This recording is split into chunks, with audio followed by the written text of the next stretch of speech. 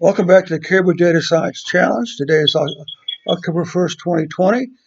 I'm getting ready to run one of my reports, this time a report for Pakistan. Uh,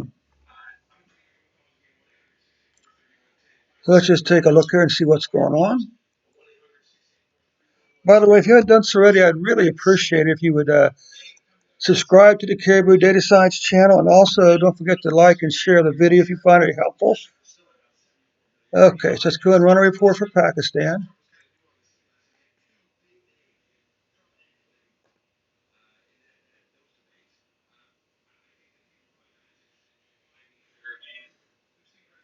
Okay, so here's Pakistan.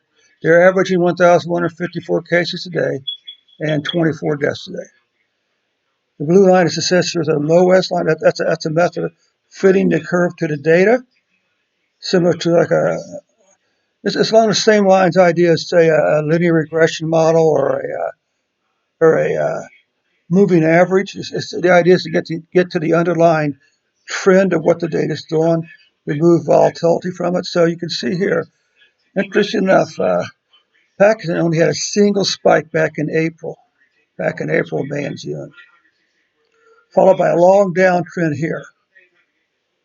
Now we are beginning to see a little bit of an upturn here. We are beginning to see a bit of upturn here. Let's just check one thing here. Let's change this to 2.5.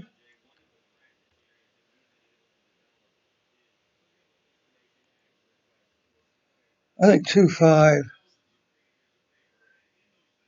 may be a little close to what we're really looking for. Gives a little more detail.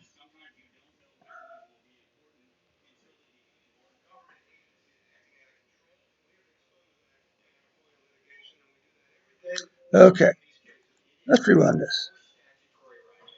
You know, the low S is probably one of the two things. First of all, it's a base R function, so you automatically have it available to us. Okay, and two, ggplot has a smooth function, which does it for you automatically. If you want to calculate your own low S numbers, there's a function, LESS, allows you to do it. You use low S function and the predict function to predict the low S numbers. So anyway, by changing it to a 0.25 span, it gives you a little more. It gives you a little bit more shape, like over to here. Okay, and you can see the numbers are the cases are beginning to increase. If we look at deaths, uh, a slight increase, but not really that extreme. And here's the spike it began in June. This is cases again, the low S function here. You can see that this is starting to rise here a little bit, not a whole lot. Still below 1,000 cases a day. Uh, Maybe it's starting to trend down just a little bit here. Here's the deaths. I'm not quite sure why that stopped there for us. It wasn't enough data. It's kind of interesting. Uh, But again, you can see there is a slight rise in deaths, but just very few, because this is 25.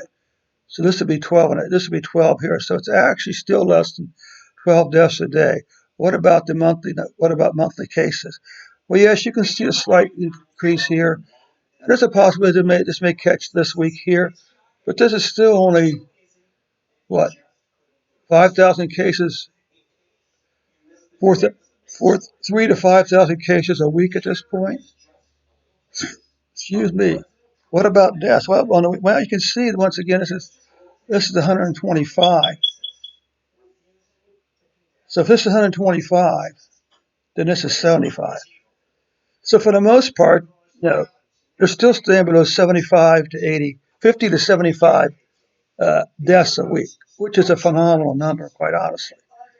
Uh, Look at monthly cases. Well, you can see that September's cases were slightly below August, but well below these two here. And there's the first few days of October right there. Deaths, well, deaths finished below the August numbers. So they finish is about this. This is 500. So this is about 250. Okay. So they finish is maybe 200 deaths for the month of September,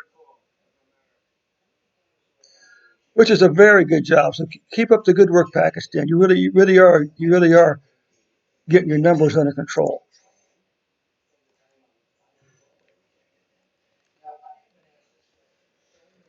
So let's just